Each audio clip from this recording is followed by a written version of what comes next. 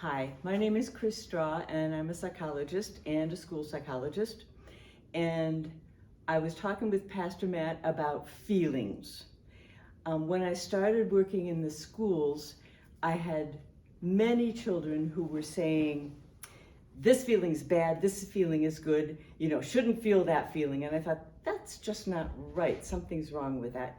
And over time, I developed what I call a perspective on feelings, both physical and emotional, that they are important information. They're important for you to pay attention to. What you do about them depends on your learning, your thinking, your experience, and sometimes the outcome is good, and sometimes the next day you're not so happy about it. So the goal of my little, what I called with the kids, song and dance about feelings, is to know to respect all the feelings that you have, pay attention to them. Don't say they're bad or even good. They're just important information for each of us to pay attention to. So that perspective led me to a little song and dance. And I would start with, and I started doing this with kids, but then when I was in private practice, it was really appropriate to use with teenagers and adults. So if you like my little song and dance, fine, otherwise fine, but the perspective is what's important. At its base, every feeling is important. We evolved these feelings for important reasons.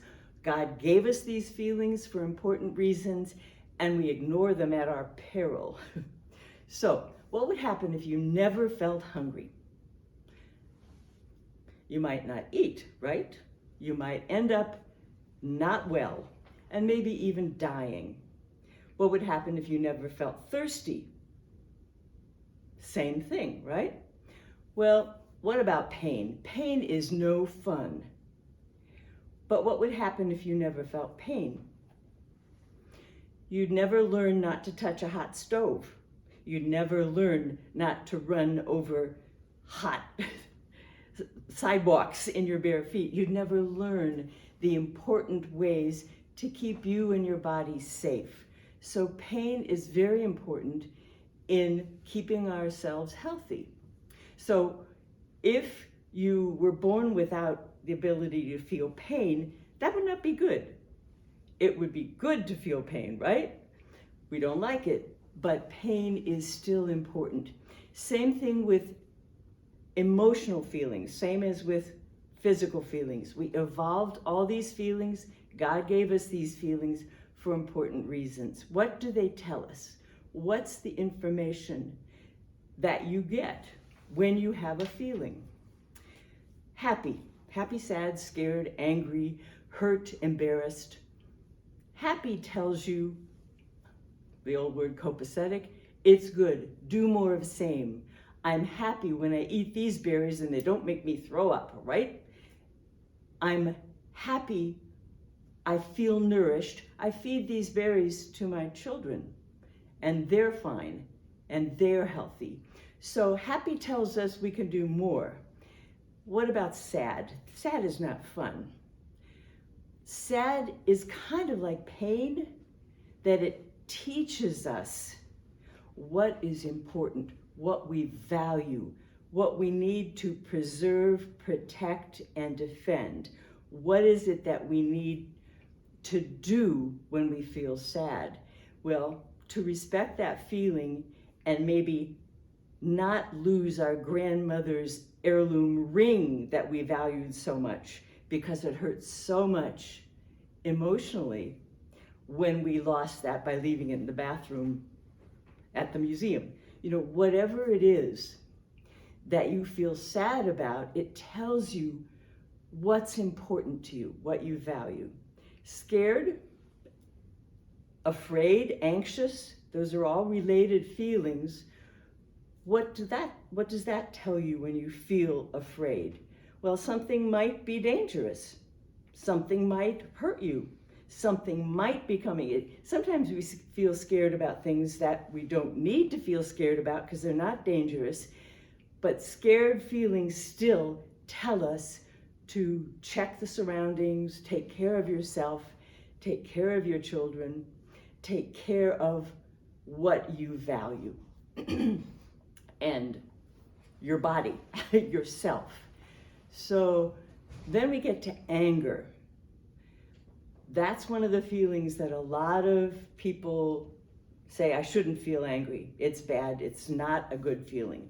Well, the perspective I have is that anger tells you something really important that you need to figure out what you're going to do about.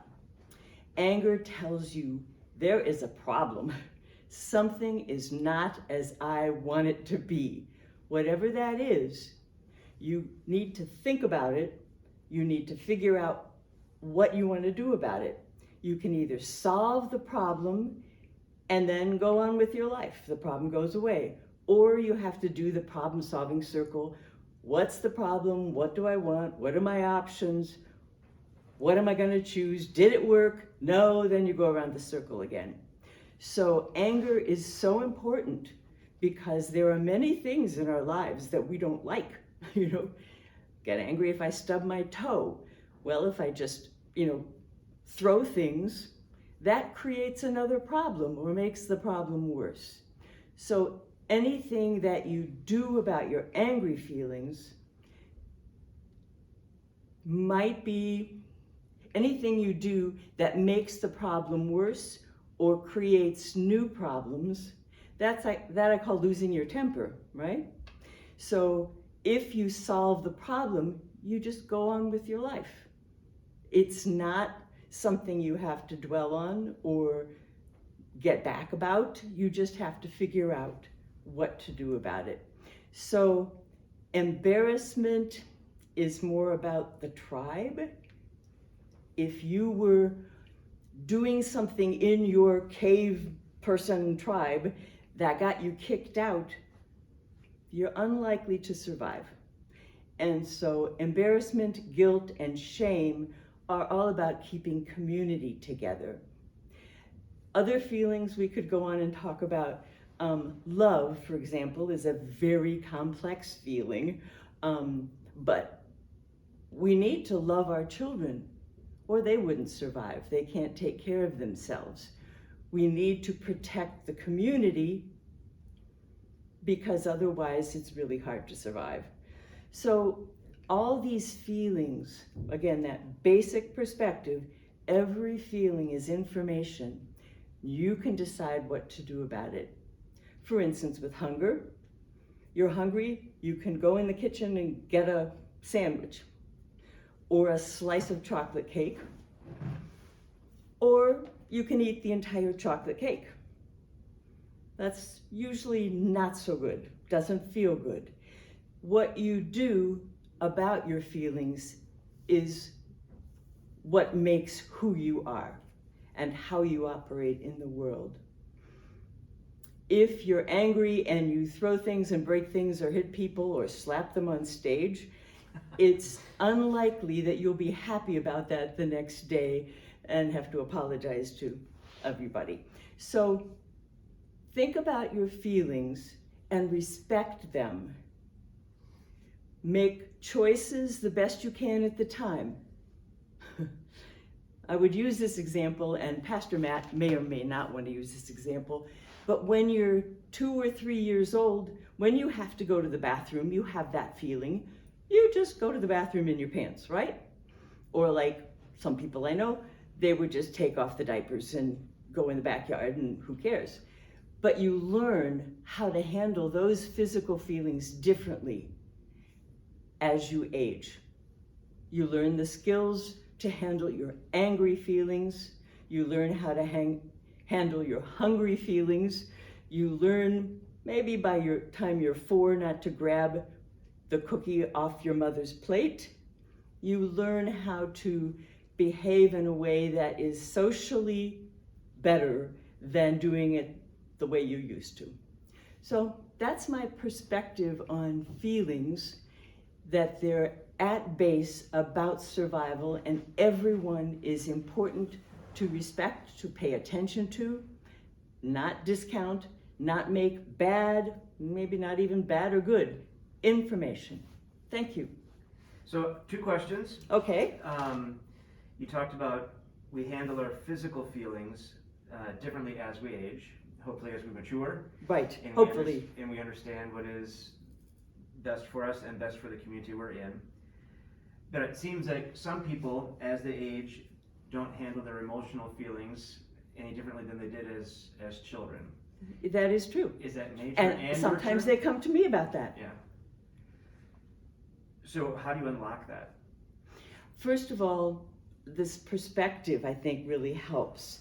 That the feeling is not a mandate that you behave in a certain way. A feeling is information that, just like pain, emotional feelings and physical feelings come from the same base, our bodies. And we can make good decisions about that.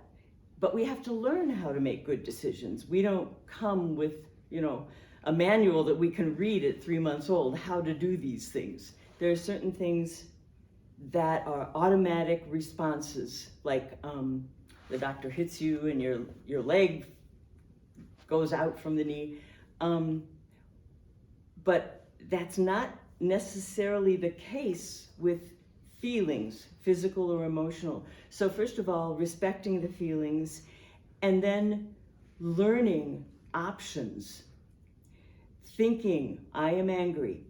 Okay, I would talk about anger triggers, anger cues. Like when I am starting to feel angry, I don't notice it right away. But then there's like this electronic sign going with swear words on it, and I go, whoops, I'm angry. Other times, other people will say they have a tightness in their fists, or their leg starts going, or their stomach cramps up, or they feel like punching. Those are clues to the fact that your anger is building up and you need to take a step back maybe, or just recognize it and say, what am I angry about? What can I do about it? Is there a problem that needs to be solved? Or can I say, well, he's only 3 and he doesn't know that this is really annoying me, So talking to yourself through feelings that are problematic for you. So I heard there that when your anger is focused on someone else, one of the keys to overcome that is a degree of empathy. Absolutely. Absolutely. To understand where that person is. The 3-year-old's a perfect example, because we've all been frustrated with a small child. Right. But they're not intentionally trying to make us angry. They're not trying to drive me crazy. I've had teachers who say that to themselves. He's not trying to drive me crazy, What can I do about this feeling? But first you have to recognize it. So there's another layer, this is the basic lesson kind of thing, but there are other lessons that go on with, moving forward. One is learning to scale. I am angry at a 1. It's good if you can recognize anger at a 1 before it gets to a 9 out of 10. Very few people, nobody I know, solves a problem well when they're angry at a 10 or even a 9 out of 10. So first of all, I'm angry at that 3-year-old for doing these annoying things, but it's like a 3, and I can step back and talk to myself. If my anger is really 8.5 or 9, I'm unlikely to make good decisions. But if I can recognize it and say, oh, okay, go take a walk, find coping tools that help you as an individual, because my coping tools might be very different from yours, Matt. What helps me get through is laughing at that sign with the swear words going, oh, okay, what is the problem here? And it may be that, my foot hurts and I'm just crabby about it. It may be that there's something politically that's driving me crazy, and what am I going to do about that? And then I have to think about it and decide. So if you can recognize your own physical clues, you're in a much better place to solve the problem rather than do something that makes a new problem. So I went back through all my 31 years of preaching and see that I have spoken on anger 6 times. Mm-hmm. Half of those revolved around the righteous anger of Jesus at the temple. Mm-hmm.